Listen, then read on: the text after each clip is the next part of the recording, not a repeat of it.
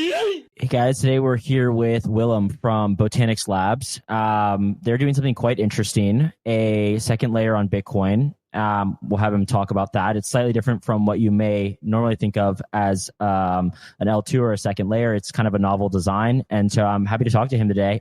Willem, great to have you, and feel free to introduce yourself. And yeah, if you want to go into a little bit about, Botanix, then we can dig in more. No, absolutely. So Willem, grew up in Belgium, live in New York now. Studied in Belgium, did cryptography there. Actually, funnily enough, Belgium is very big in the world of cryptography. Some very good cryptographers there. And 2.5 years ago, founded Botanix on the vision that I absolutely believe and want Bitcoin to be global money. And at the same time, I believe the EVM is the winning virtual machine. So I wanted to bring that to Bitcoin. Basically, huge amount of utility has been proven, has reached product market fit, and time to use Bitcoin as the money in those applications. Okay, great. So you guys use something called a Spiderchain. Can you walk us through this? And just walk us through and tell us a little bit about how to think about this. It is probably for a lot of listeners not something that they've heard of or would recognize, like especially in comparison to some rollups and L2s elsewhere. Absolutely. I think the one thing that is very important to understand about Spiderchains is decentralization. We absolutely believe in decentralization and sometimes refer to ourselves as decentralization maxis. I think sometimes we've lost that vision a little bit in Bitcoin. And so we wanted to bring the EVM to Bitcoin, but in a decentralized fashion. And so the Spiderchain actually enables that by basically going for a fully permissionless network where anyone will be able to join as a participant and verify the whole network. How it actually works under the hood is basically this decentralized network of multi-sigs. Often there's a bunch of different designs, but often it comes back to just multi-sigs. And so we're actually quite transparent in that, in our trust assumptions. And the idea is that you create a network of multi-sigs where anyone will be able to participate in. Yeah, okay. So actually, a lot of Bitcoiners, like especially in the past 8 years maybe, have known about Lightning, and Lightning is in itself sort of a graph of multi-sigs as well. Can you explain maybe a little bit how Botanix differs from that, and how you have the ability to add additional functionality with these kind of like validator set here? The Lightning Network was originally designed as a pure peer-to-peer network, right? Anyone can participate. Now, over time, we've seen that it's actually mostly bigger companies that run the big Lightning nodes. And we came to that conclusion that basically you can accept that Bitcoin on the base layer is pure money, sovereign ownership for every person in the world. If you go to a second layer, it's probably okay that it's mostly going to be big companies actually running this infrastructure, because the infrastructure requirements go up. I believe the more you scale. And so that's one thing. The second thing is, if you want to secure a different VM, like an EVM, you basically need to add in a new consensus layer. You need all these nodes to agree on a global state. So you basically add in a proof of stake. Now, I used to be a very big proof of work maximalist, and I still am for the base layer. However, a proof of stake on a second layer is totally different. A lot of the downsides that you have for proof of stake on the layer 1, you don't have that on the layer 2. And so you inherit quite a bit of the proof of work from the base layer. And from a scaling perspective, it makes a lot of sense. Proof of work is basically your connection with the energy, with the real world. And then on the proof of stake, you basically leverage the best asset in the world, the most decentralized asset in the world, actually, which is Bitcoin. So how it differs with the Lightning Network, you basically accept that all the node operators are going to be bigger companies that can stake Bitcoin. And they all come to consensus on the global state of the EVM. Yeah. Okay. So then, how do the validators actually work in terms of the proof of stake mechanism? A validator puts up some bond. Do you have a specific amount right now? We are going to start without the bond, and so the slashing will be implemented later. But the idea is that the node operators will have to stake around 3 to 5 Bitcoin. Okay. And how similar would you say the design of the actual proof of stake network is to something like Ethereum, the Ethereum proof of stake network? It is a little bit similar, but not completely. In essence, like the cool thing about Ethereum is that you can actually scale the proof of stake to hundreds of thousands of nodes, which is actually quite cool. Now they only come to final consensus every 12 minutes, I believe, because you basically run into like real life problems that you need to sign off with a majority consensus across all these hundreds of thousands of nodes. So we will do something very similar in that. Now, in where it differs is that basically we can inherit Bitcoin's finality. So Bitcoin has probabilistic finality, which we will eventually inherit. A second big difference is the randomization function. A lot of people in the world know that coming up with a random number is incredibly hard. And it is probably the biggest attack factor for proof of stake. Like if you can game the randomization function, you can gain a lot of power. Now in Bitcoin, it's actually very funny. You have probably the most random number that's generated every 10 minutes, because what Bitcoin miners actually just do is they spend 10 minutes, a huge amount of energy to come up with a random number. And so we can leverage and inherit that security from Bitcoin's proof of work. All right. So explain to me sort of like the security and trust assumptions in like the most plain language you can. So I deposit into Botanix. It's EVM compatible, so I can go and do, Uniswap or Aave or whatever, like similar applications. All right. What is like the degree of my security on Botanix? Like in terms of the trust assumptions and then exit capability, like talk to me as, I don't know, maybe not necessarily me, but a hardcore Bitcoiner here. How do you sort of convey the security assumptions of something like Botanix when maybe they're quite reluctant to take on some, high risk, like novel kind of design? Absolutely. I think that's the most important question. So security assumptions, you have the initial, the launch period, and then the longer term vision.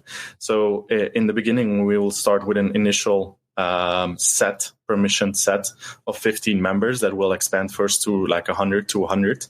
And so the trust assumption you make is that those 15 are basically more or less not collaborating in essence. Now, like I said, everything comes back down to a multi-sig. Now, I think what's important here and when we take in very high value is we will publish this set of initial 15. So Botanix will only have one. We will only run one node out of the 15. The other 14 are bigger companies, entities that have been around in the space, have familiarity with private keys, with running nodes, and they will be published. They will be spread out through 15 different jurisdictions to get that censorship resistance. And so what you trust is you look at this list and you say, like, do I trust this list or do I not trust this list? Okay, so I want to talk a little bit about, and maybe this will help people understand better.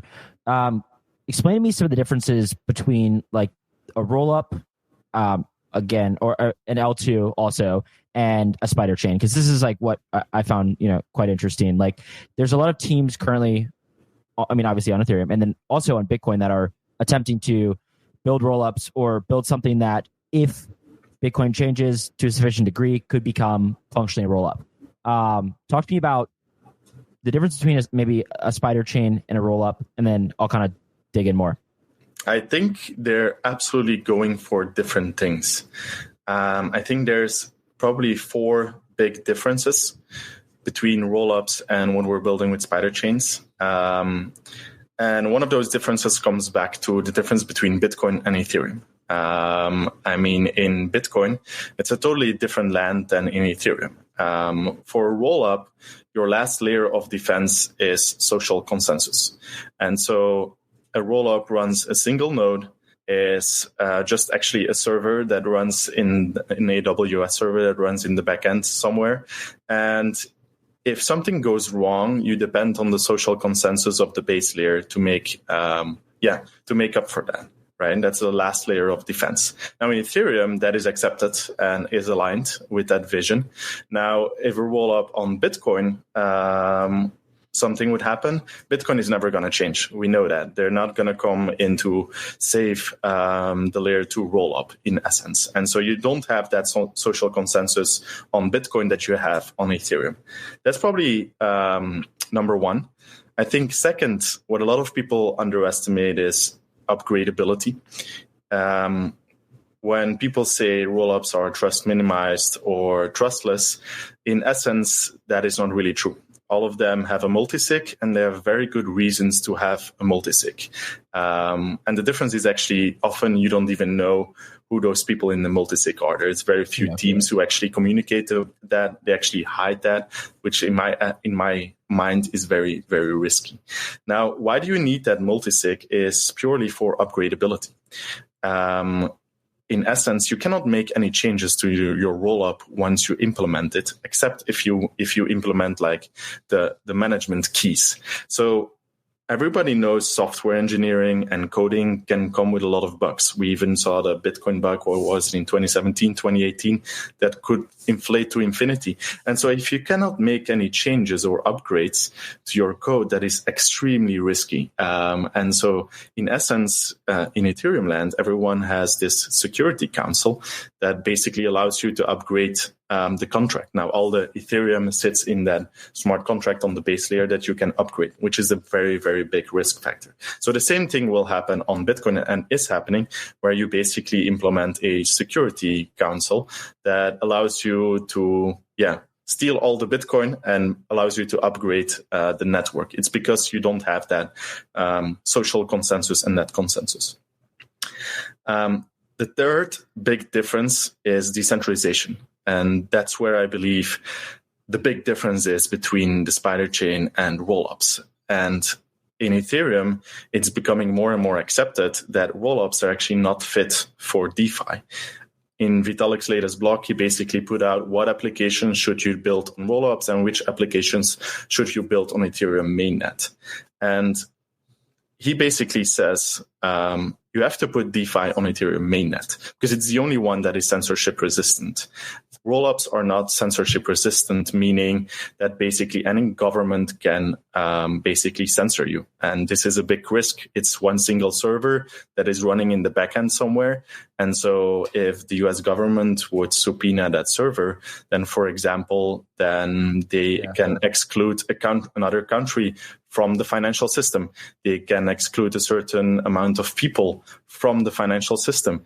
And so you don't want that. You don't want a global financial system using Bitcoin as the money, where a single power has the possibility to censor a certain amount of people, a certain country, or anyone else, basically. And the fourth reason comes back to that as well. You have this thing called unilateral exit on Ethereum. You can basically force transactions on the base layer.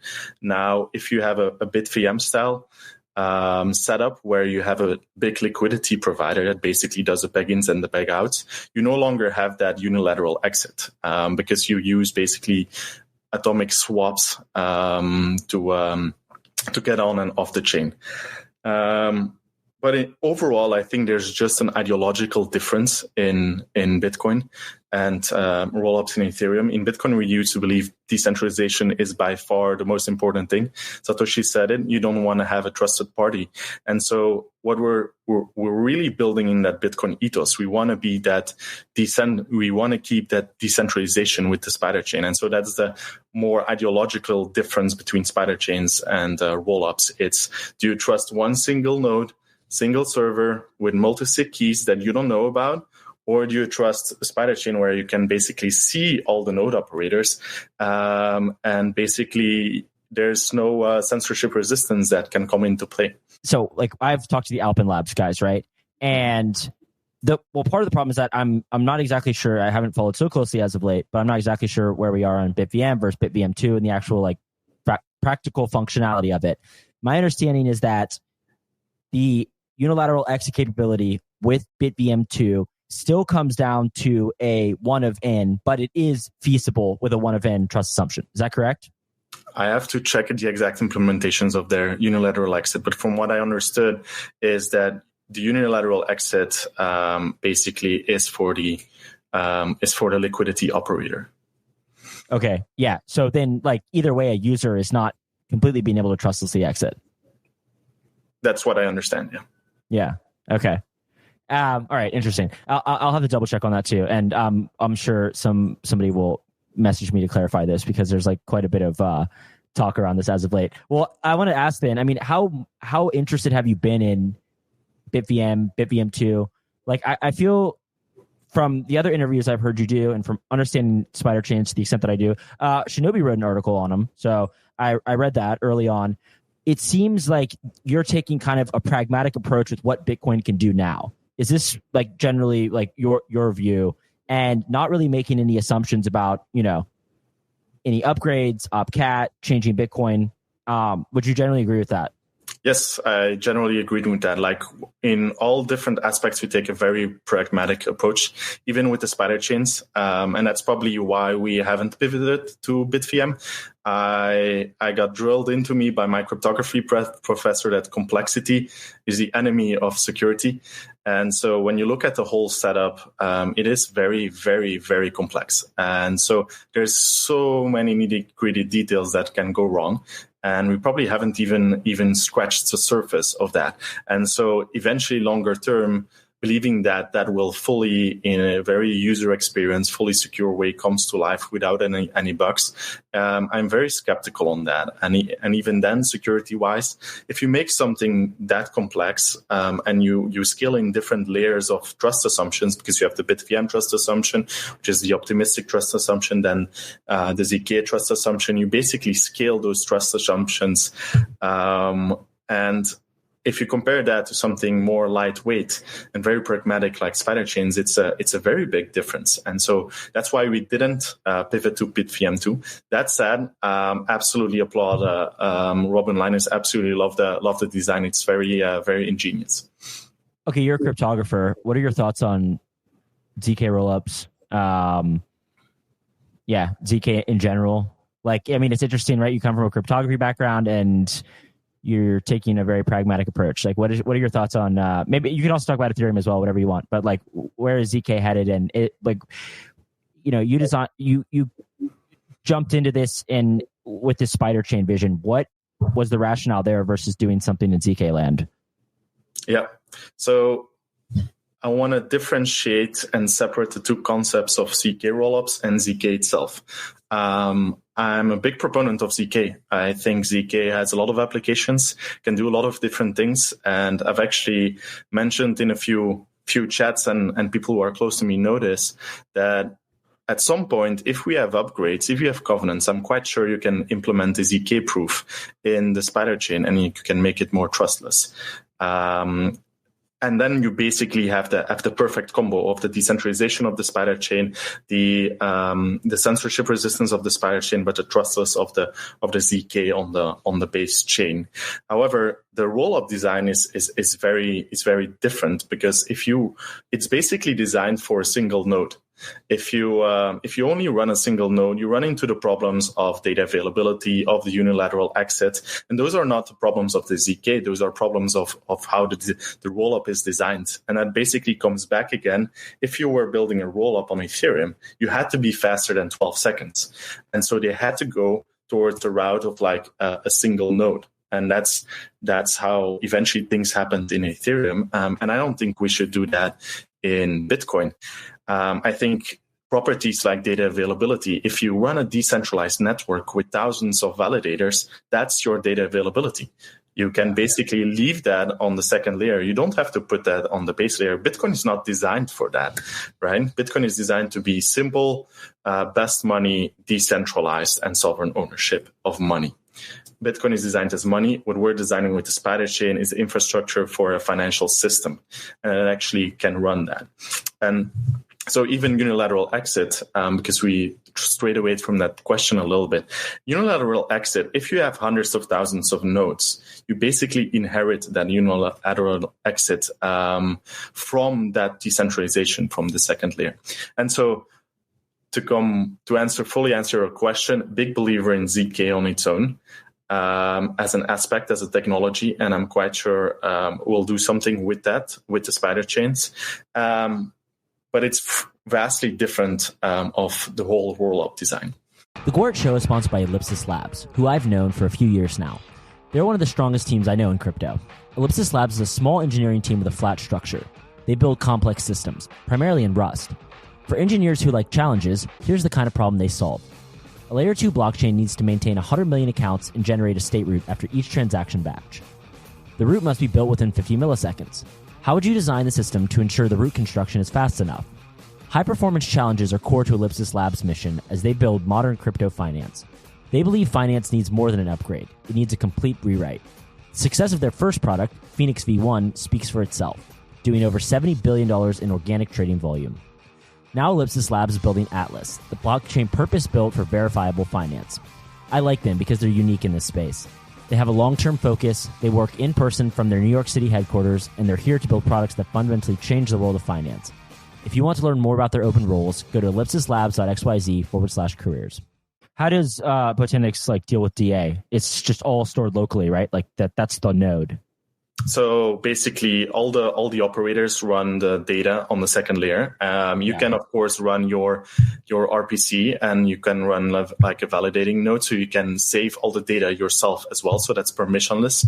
But there's no need for us to actually post all the different data back to the base layer because we are decentralized. That wouldn't make any sense.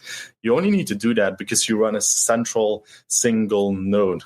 That's the only reason. And so what we do is we post back the root of the Merkle tree as a single source of truth back to Bitcoin. So in essence, some people would say, because everything is a rollup, that is basically makes us a rollup because we do post the data of the root of the Merkle tree back to Bitcoin. Yeah. What do you think about the teams trying to put data on Bitcoin? Do you think this is feasible? The designs I've seen, they basically come up with some very clever designs to actually put the data on Bitcoin. Now, I think the arguments are more on an economic argument. Do you want them to spam the Bitcoin base layer? From the calculations I've seen, there's only possibility for 4 or 5 or maybe 3 rollups to post all their data back to Bitcoin, the base layer. But again, that is a result of running a single node. I think that's where all the design problems come from. The moment you started with, we need to be extremely fast at 1 second block times, that means you can only run a single node. That basically resulted in a huge amount of design problems. Yeah. What do you think about using alt-DA? It's sort of a bizarre concept, but maybe some of these teams will ultimately use alt-DA. I mean, is this even... Yeah, sometimes I just come full circle. I'm like, what... It's almost bizarre, right? Because, for example, alt-DA layers, something like Celestia, okay, maybe it can provide tremendous utility. I'm not sure. There's a lot of smart people working on that, so I don't have any qualms about what they're doing.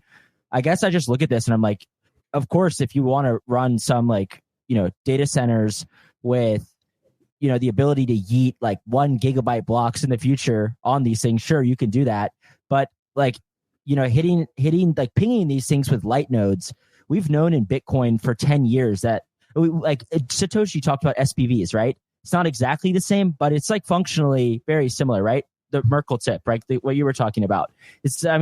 We've had these things for quite some time. It's not some massive novel innovation. Sure, if you want to, put a ton of data in a box that's possible. What do you think then? Sorry, it's a bit of a ramble. What do you think then about just using alt-DA? Is this something that is even necessary when you're already kind of making some other trust assumptions? I think alt-DA is very interesting, and I'm quite sure it will reach product market fit because there are probably some applications that need some separate data availability. The more and more, I also think that the whole AI and the creation of very cheap data will eventually result that most of the information out there will come at a cost and need to be put somewhere. So I think there's a very good use case for it. In terms of the differences between putting it on Bitcoin, the base chain, and an alt-DA, is I think you take an additional trust assumption. And so you basically layer in another dependency and another trust assumption. And it all depends on how decentralized that alt-DA is. Like I said, if we go with the Spiderchain towards thousands and hundreds of thousands of nodes, then that will probably trump any alt-DA solution that is out there today. Yeah, that makes sense. Okay, so then let's talk a little bit about where you guys are at. Where is Botanix along its path of launching? I haven't followed so closely, so if you could just give us an update. Absolutely. So where we are product-wise is we are feature complete in essence. So now the next 2 months will be basically pure internal testing, trying to hack ourselves, auditing, bunch of different approaches to auditing that we're all doing together. Like we really care about security and stability. I think that's utterly important.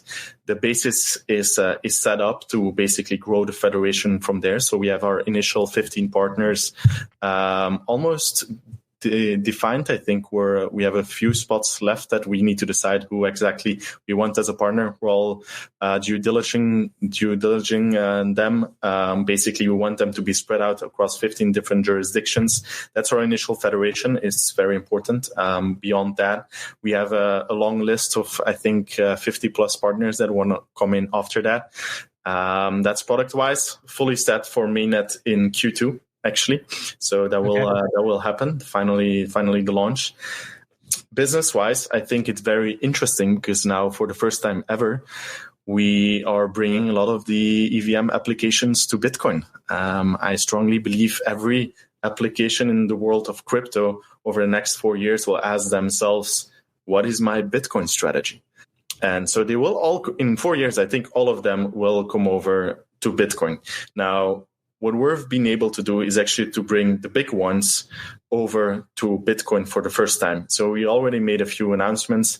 We've made the Chainlink announcement. We've did the Aave DAO proposal. So these are all public. These are the first times they come over to Bitcoin, which is absolutely massive. I think these are applications that every Bitcoiner wants to use.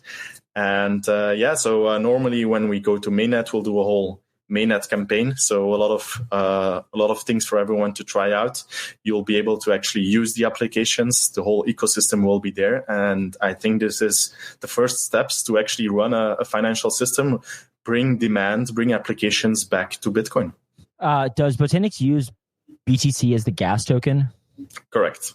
So we don't have a token. Fully runs on Bitcoin as a token. And the validators just take a fee.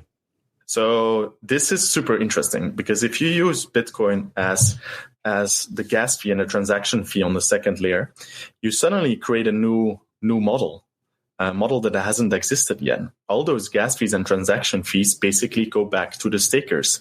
And so you'll be able to stake Bitcoin and actually get back transaction fees and gas fees, which are in Bitcoin. Now, again, this is a totally different model versus rollups. So rollups are a single node. They just get all the transaction fees. It's a perfect business model, and you can understand why there's a boom of rollups, because basically they're getting 100% of all the transaction fees. That's not the case with Spiderchains.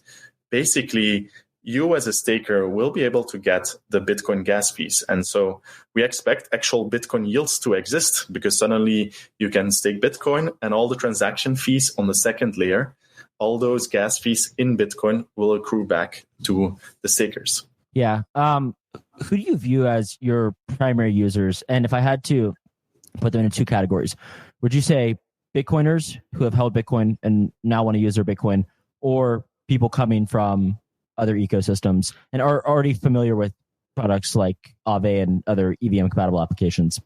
The answer is both. I think on the Bitcoin side, there's a lot of Bitcoiners that have been Bitcoin only because of ideological reasons, like they don't want to sell their Bitcoin, buy Ethereum, and transact on Bitcoin. However, they do absolutely have demand for those applications. I mean, I've heard multiple stories of Bitcoiners, and this is all, of course, in private because nobody wants to say hit public. But if you want to buy a car or want to spend money or even buy an apartment, you want to kind of borrow stablecoins against your Bitcoin. The one thing as a Bitcoiner you don't want to do is sell it. So you basically borrow stablecoins against your Bitcoin. Today, how that looks like is you need to do it on Ethereum. You buy wrapped Bitcoin on Ethereum, and then you go to an Aave, borrow stablecoins against your Bitcoin on an Aave. that is ideologically not very aligned with a lot of Bitcoiners. Now, if you can do that on a Bitcoin L2, that is a game changer. And so I think there's a lot of demand out there of people who want to stay on chain, who want to maybe swap their Bitcoin versus stablecoins back, who want to not sell their Bitcoin but borrow stablecoins against it, of people who want to get Bitcoin yield. I totally think that is a massive market, and a lot of Bitcoiners want to do these things. So that's the first category. The second category is more people on the non-Bitcoin side. Actually, I will say there's a lot of Bitcoiners actually active in Ethereum, in Solana, etc. All they want to do is make more Bitcoin.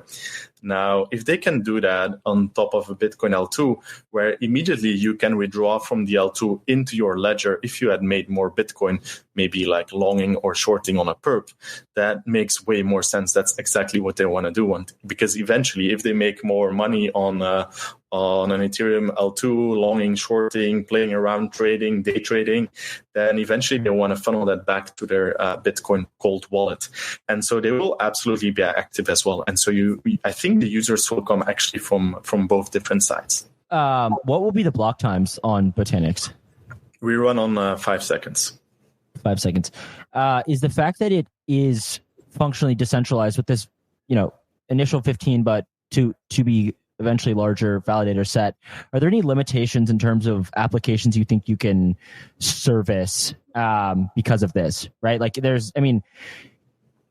Hyperliquid is an extreme example where they started out as, strictly a perp dex, and they had 4 validators, and it's like quite easy for validators, right? Like sort of in quotations, and they were able to like provide like extremely good UX. The more you decentralize, right? Like the more difficult it becomes to provide, some types of applications. Where do you view Botanix like in this landscape?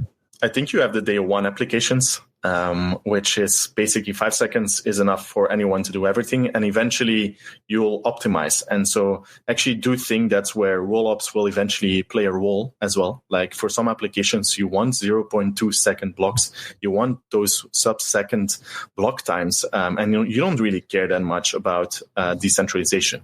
And it's actually in Vitalik's same blog post, he basically makes a graph like, what do you need decentralization for and what don't you need decentralization for? And so for sovereign ownership, you want that to be decentralized. You have that on Bitcoin. You can hold your cold wallet. There's nothing more trustless and secure as holding your Bitcoin on the base layer. Now for DeFi, a global financial system, 5 seconds is more than enough.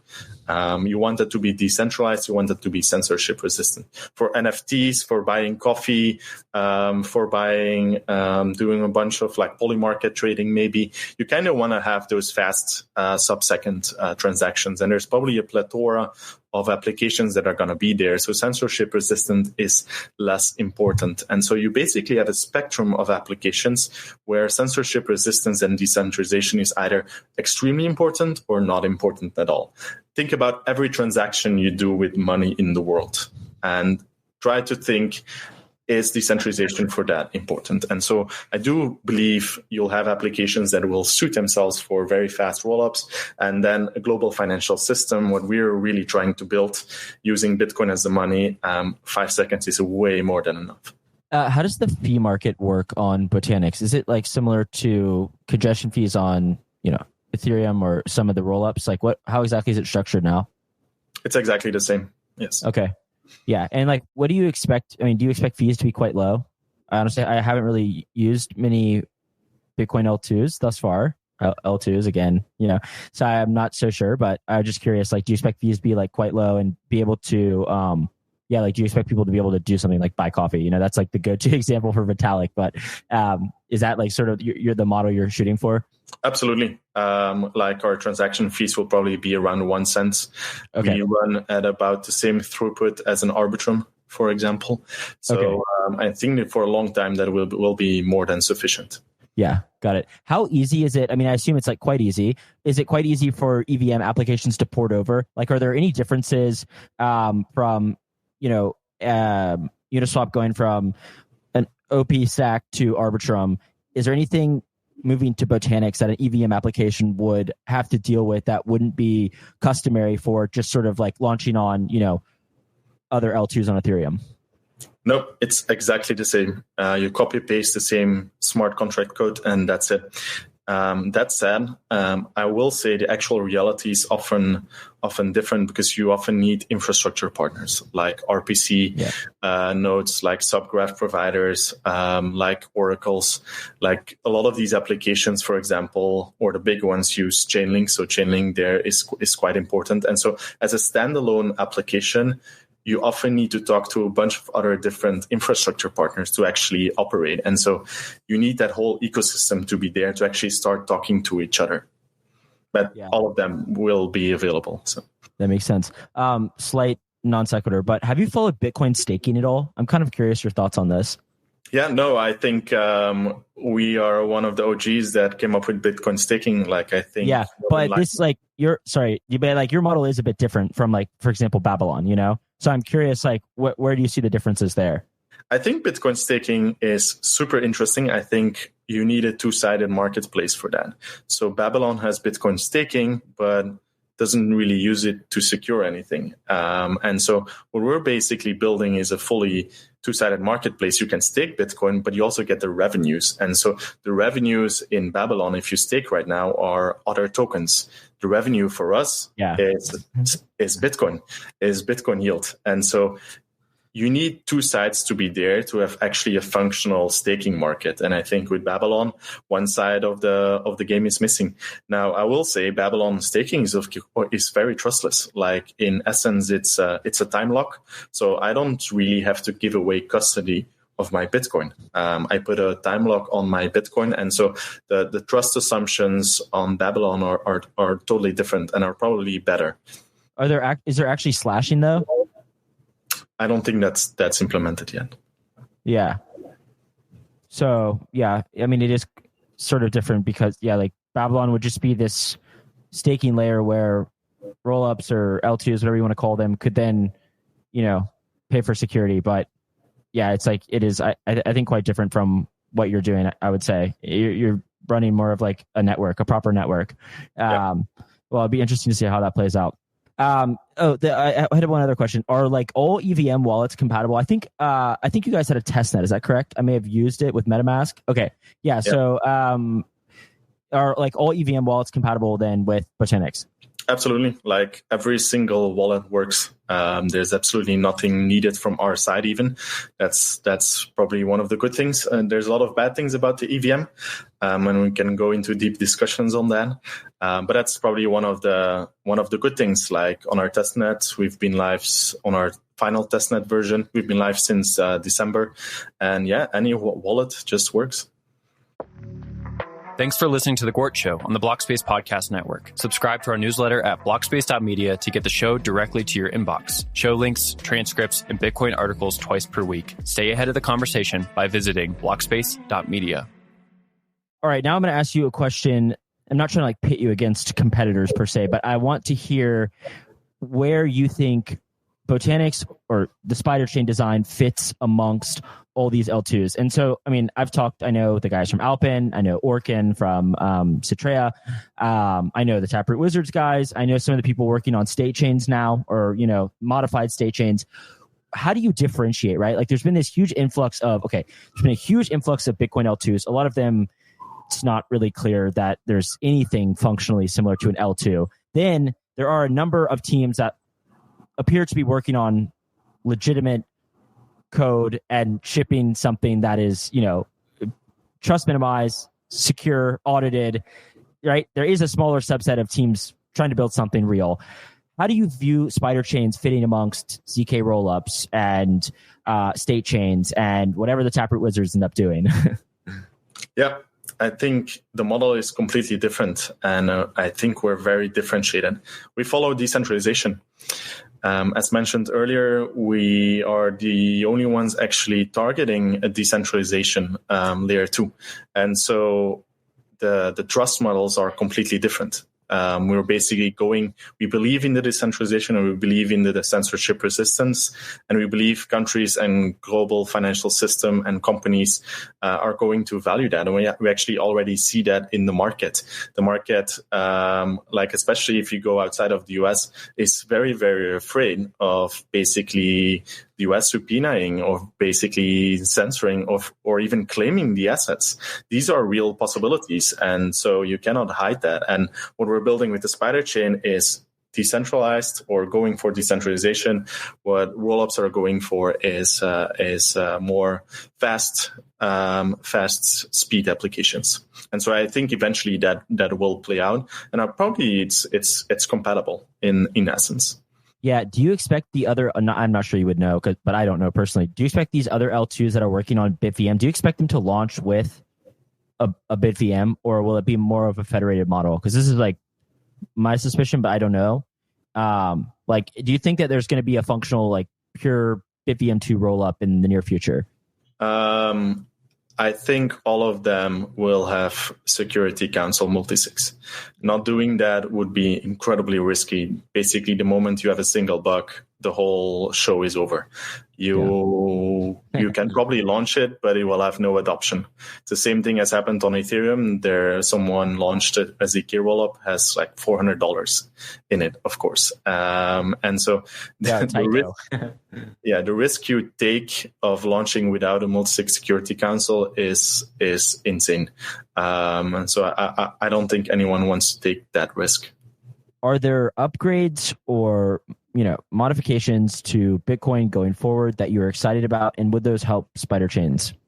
Absolutely. I think we take a very pragmatic approach. Like, we don't want to spend too much brain power trying to guess what is going to happen. Now we have looked in some designs. Quite sure with an opcat we can include a ZK proof in there. Even with CTV, possibilities might be there. CTV plus FS, which is becoming more popular. No, absolutely. Like the exact designs and possibilities. Like with each one of them, there's probably designs of the stack that we can make more easy and less complex. Yeah, I saw you mentioned like CTV plus checks it from stack. It does seem to be getting like some traction, but again, this has happened in the past. So, building for future upgrades is like quite difficult and not something that, people who are trying to build a business should rely on. But do you feel any level of confidence about these? Like, do you feel any level of consensus being reached, or you just kind of following along like the rest of us? I follow along. I think there's a lot of a core community that is very strongly in favor of governance, and we follow that along and we support that. However, I also see the pushbacks against it, like you're gambling with a $2 trillion asset. Now, not doing anything is also quite risky, and so I see both sides of the arguments. We are definitely in favor of governance, but we are following it on the sidelines. Yeah, you had mentioned to me that you were, very, and I think a lot of people building on Bitcoin have articulated this as well. This idea that if we have some Bitcoin strategic reserve, if we have ETFs, if we have these massive buyers of Bitcoin, right, like it could become purely, digital gold versus and lose its ability to, be used as a medium of exchange or, actually transact and self-custodied. Do you feel like optimistic about our ability to change Bitcoin if necessary? I feel optimistic that we can make changes if necessary. And I do agree we are at massive crossroads, actually. I think in Bitcoin right now, there's two ways this can play out over the next 10 years. Either more and more Bitcoin will go towards ETFs. And we saw even a lot of people on Twitter tweeting about it. It's like, I'm going to actually move all my Bitcoin from self-custody to an ETF because, it has access to the traditional financial system and you don't have the custody risks, right? So that is a very interesting risk that not enough people are talking about. What if 5 years from now, there's 10 million Bitcoin in ETFs? And strategic Bitcoin reserves and company treasurers, then basically it will function as digital gold. And that's it. I mean, we already have gold today and people and countries still print money. So this whole experiment and ideology then basically has failed. And so the one way we are trying to counter that is creating actual on-chain demand. Like if people have actual reasons and use cases and utility to use their Bitcoin, on-chain to have that self-custody, that is a total game changer. And so that will actually counter the flow, and people will take the Bitcoin from their ETFs, because now you can actually use that on-chain in a bunch of applications and utility. And that's basically what we're trying to do. Like, if you actually think about it, there's very little utility on Bitcoin. Today, you can hold it in your self-custody, you hold it in your own wallet. And that is by far the most important use case. But it comes with trade-offs. And for a lot of people, they don't want to manage their own private keys. And I'm thinking about the average person in the world. That is still a learning curve that they have to go through. But what will drive them through that exercise of actually understanding what private keys are, understanding what brings them on chain, that is demand. That is user demand. And so we absolutely want to bring utility and applications to Bitcoin so people can use that and can eventually learn how to self-custody on Bitcoin, the base layer. Like, in essence, what has been happening, and I think that's super interesting, is you have Tether with stablecoins. There's a lot of pushback from Bitcoiners against stablecoins, but you have 3 billion people in the world that are unbanked today. And Tether is onboarding more than anyone else to private keys, to self-ownership. Okay, it's stablecoins on Ethereum, but what if you bring that to Bitcoin? And I think stablecoins should be a funnel into Bitcoin. Then you suddenly learn those people to manage their own private keys, manage those stablecoins, and eventually they'll understand the importance of Bitcoin and self-custodying that on Bitcoin itself. And so I do hope we go the second route of actually making Bitcoin global money and not just digital gold. Yes, I agree. I had one other question that I forgot to ask you about. Ordinals and Runes, can those be ported into Botanix, or in the future could they be? They can absolutely be natively. However, we haven't pursued that because there's a bunch of different protocols and we don't know which one is the winning. Is it Taproot Assets? Is it Runes? Is it BRC20s? But you can do it with a centralized bridge.